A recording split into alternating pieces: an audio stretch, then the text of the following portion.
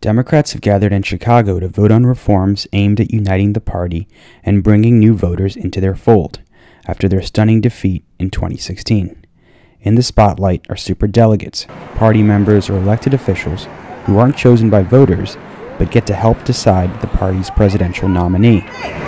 No superdelegates, or whatever you're calling them now. Superdelegates were a flashpoint in 2016.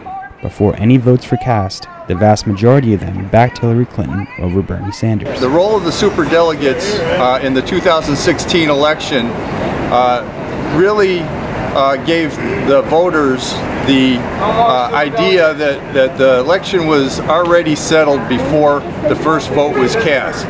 Youth activists carried out a protest to demand the DNC reinstate a short-lived ban on contributions from the fossil fuel industry. Hard to breathe. They care for oil. They care for greed. Reject fossil fuel money, dare to lead. One reform backed by DNC Chair Tom PEREZ and approved by the Rules Committee would prevent superdelegates from voting on the first ballot of the party's convention. It's been decades since the nomination process made it to a second ballot. This is a journey to form a more inclusive, just, successful party. That's what it's about. And again, I want to say thank you. We'll have more to discuss tomorrow, and I look forward to bringing this matter to closure on Saturday.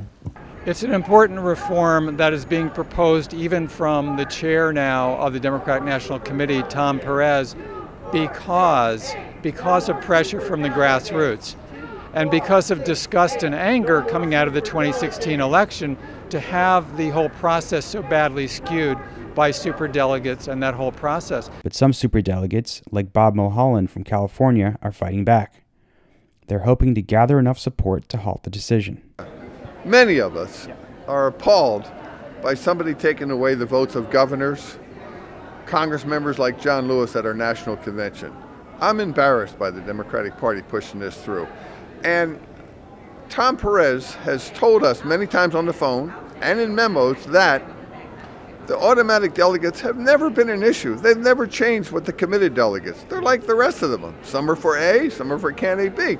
But we have a perception problem. You know what perception means? Fake news. I don't know if the Russians are pushing this, but clearly it's fake news. Bernie Sanders won all 55 counties in West Virginia, but he's very popular in West Virginia. But after the superdelegates weighed in, Hillary Clinton won the state of West Virginia with only winning 36% of the vote. Now tell me how that is democracy.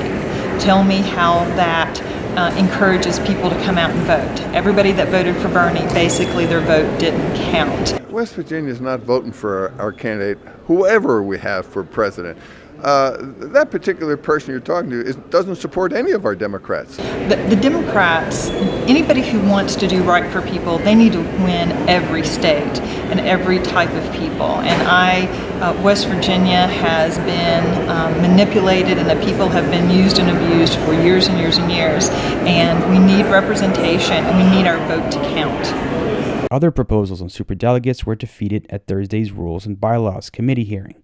One would have prevented superdelegates from publicly endorsing candidates. Another aimed at scaling back the number of superdelegates instead of the proposal to take away their first ballot vote. The Real News will be following developments leading up to Saturday morning's vote. For The Real News, I'm Jessel Noor in Chicago.